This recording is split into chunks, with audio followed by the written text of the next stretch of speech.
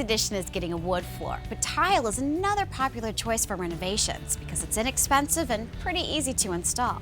However, before you install tile over a wood floor system, you have to add a layer of cement backer board, usually a ½ inch thick.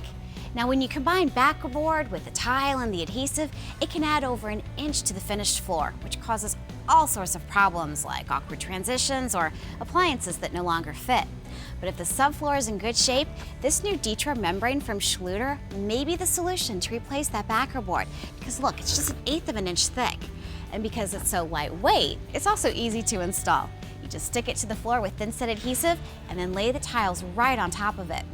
The membrane allows the materials beneath it to breathe, but it also seals out water and insulates the tiles from expansion and contraction in the subfloor. Now, this stuff is brand new, and at about $70 for this 54 square foot roll, it is more expensive than the backer board. But if it solves all of your problems, just might be worth it.